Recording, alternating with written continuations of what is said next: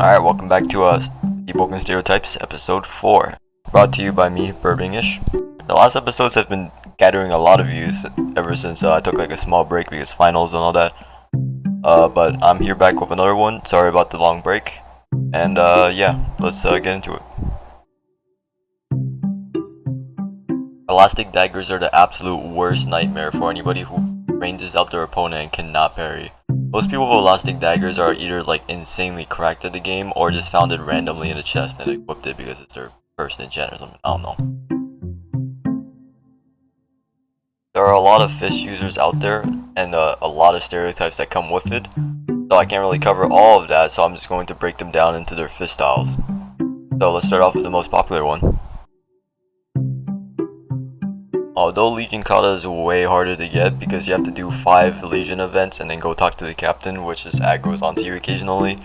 People who use this probably recognize that Way of NAVAE is just way better because of its snappy animations. You know, when like you throw an M1 right, and then it's like an entire phase where it's just like pulling it back and then it immediately snaps into the punch. It's kind of like how Sacred Hammer does it. Oh, and also its crit, which is just like a leg kick downwards and then insta guard breaks. Legion KATA crit might do like a lot of damage and combo into stuff, but it's pretty easy to counter by holding the F key, as it does not do enough posture damage to like one-shot your posture.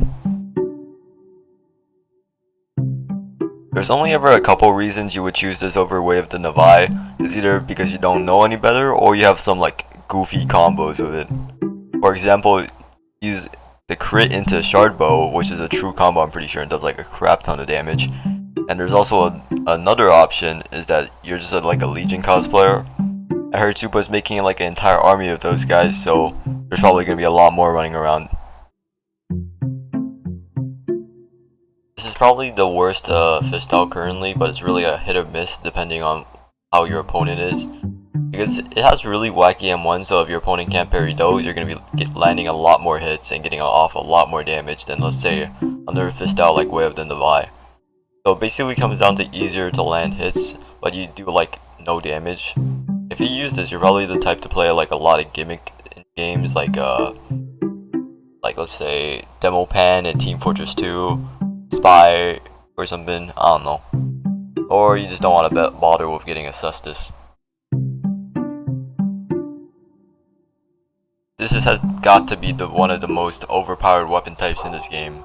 I haven't ever used it because I think it would be too toxic to fight against and I don't want to be like that.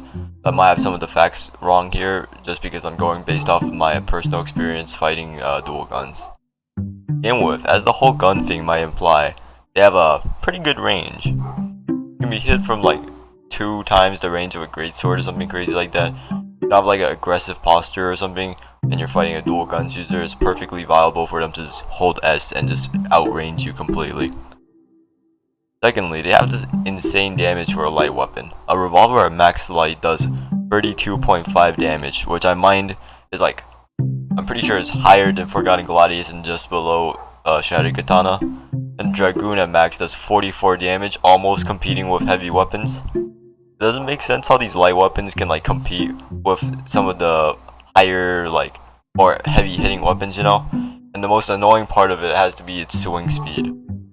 Its swing speed is 1.3 I'm pretty sure for all the guns, which is currently the fastest swing speed in this game, making it like incredibly hard to react on time if you have pretty laggy ping. All of this combines together to be like just better medium weapon if you know, think like that. So if you ever see one of these guys running around, you can probably assume they do not really care about other people's enjoyment of the game. Goodbye, hemophilia users. Alright, so that's the end of the video. Next video is going to be on medium weapon, and the next video, as you can guess, is heavy weapon. So if you have any suggestions for those, you can leave them in the comments. And if not, I guess I'll see you later.